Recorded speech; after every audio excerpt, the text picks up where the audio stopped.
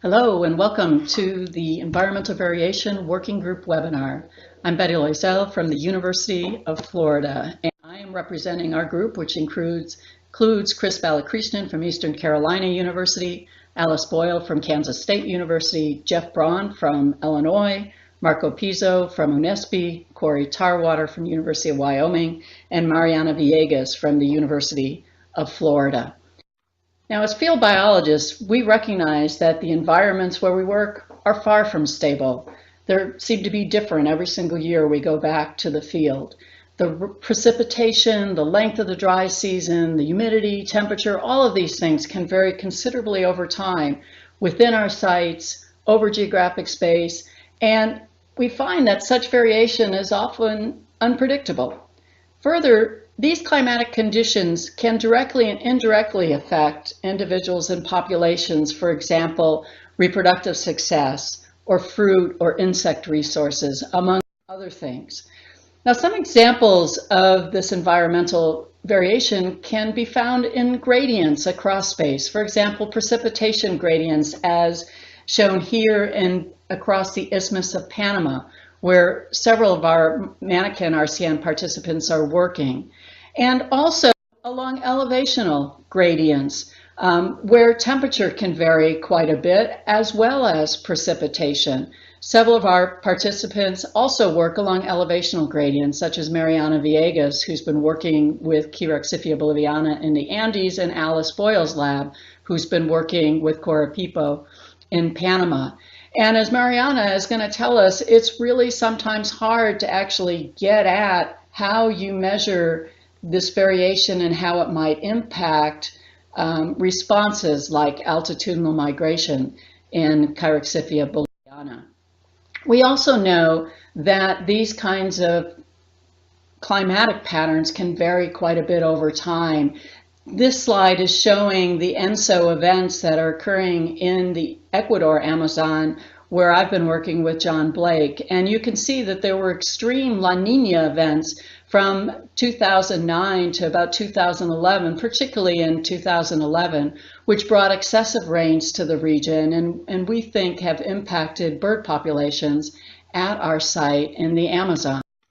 Now, given these kinds of questions, we found that a lot of us are interested in how environmental variation can affect demography, population abundance, and traits of manakins such as lex structure and size, degree of frugivory, whether they migrate altitudinally or not. And as some examples, we could go to the great work that's being done in Alice Boyle's lab, where she's been looking at environmental gradients both across elevation as well as across precipitation, and looking at how these variation in precipitation affects things like foraging or the physiology or demography, as well as food resources. In her lab, they've got field projects across this precipitation gradient, one being done by Carlo Licchi, a PhD student, who's also going to be at our second meeting, looking at how precipitation gradients impact parasite loads, immune function, energy expenditure, as well as migration behavior during non-breeding season.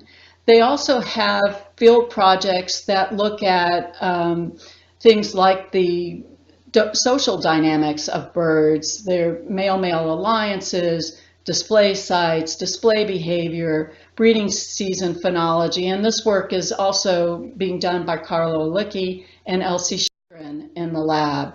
They've set up a variety of different sites across precipitation gradients in Costa Rica to look at these sorts of responses across this precipitation gradient. And in Panama, similarly, there is work being done by Corey Tarwater and her lab across a variety of sites on the Isthmus of Panama, where there are at least 4 different species of manakins that can be found across this large gradient in precipitation. And they're looking at everything from demography and sexual and natural selection, physiology, aging. And in addition, there are decades worth of data available that Jeff Braun is leading from a single site in Panama that looks at kind of environmental variation over time and its impacts on sort of the populations of a variety of birds, including manakins. So during our working group meeting in August, we've got some starting points and some goals for the meeting. First of all, we want to refine this broad question and perhaps subdefine it into different questions and identify the geographic sites, the manakin species, and the response variables that we might use to form the basis of a review paper using data that are already in hand across the group of participants. And after we refine these questions, we want to then outline a manuscript that will be a product from this working group. And there may be more than one manuscript that results from this work. We also feel it's really important to develop standard protocols for measuring environmental variation. What are these key variables we need to measure, and how do we actually measure them given the different levels of resources that are available, to the various field groups. A second question or topic of interest that we have for the working group relates back to a Dimensions of Biodiversity grant that was put in to the National Science Foundation in 2014 that Chris Balakrishnan and Alice Boyle led. In that Dimensions grant, we outlined a way to test predictions of the causal link between the diet and mating systems in manakins, and examine these kind of cascading effects that these dietary adaptations and the associated reproductive traits have on things like the genetic diversity, the functional interactions such as digestive physiology, as well as taxonomic diversity, for example, the diversity of the gut microbiome that can be found among manakins. We're looking at things like both within species as well as across species as well as across the clade. Two key components that were within this Dimensions of Biodiversity grant. One is how manakins might vary in terms of the degree to which they rely on fruit as their dietary nutritional source. And so how this varies not only, within species across sites, but also across the manakin clade. Marco Pizzo from Brazil has been collecting a lot of this data on manakins in Brazil, as well as there's been a lot of Brazilian biologists out there collecting these sorts of data.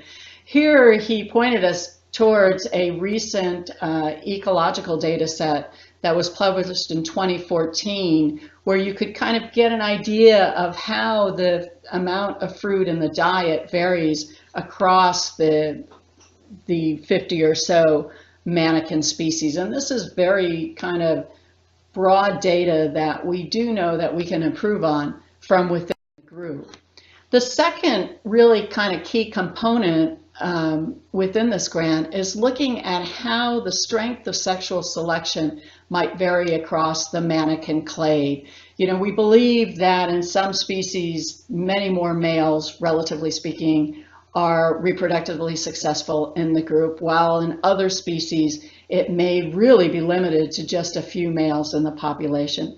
Yet reproductive skew is notoriously difficult to measure. Anybody that's tried to measure in the field knows how much time and effort goes into measuring it, including the work that might be involved in assigning paternity to chicks.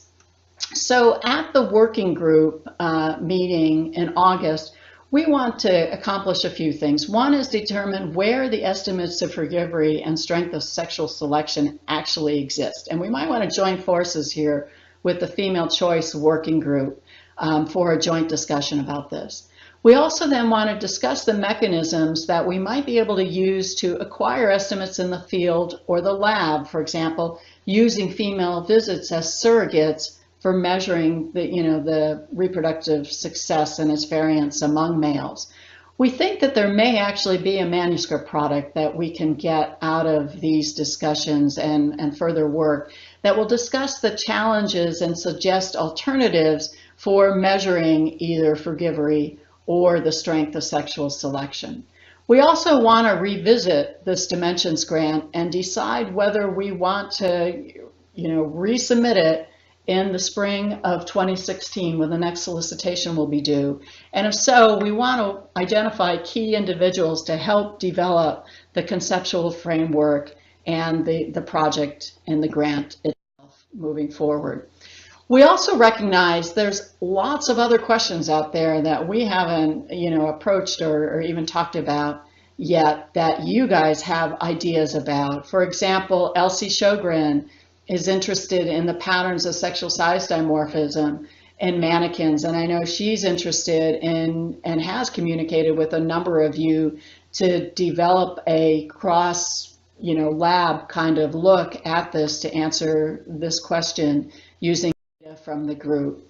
So our plan for the working group meeting, and to summarize, is first of all, we want to start out by generating questions from the working group participants that relate to this environmental variation topic.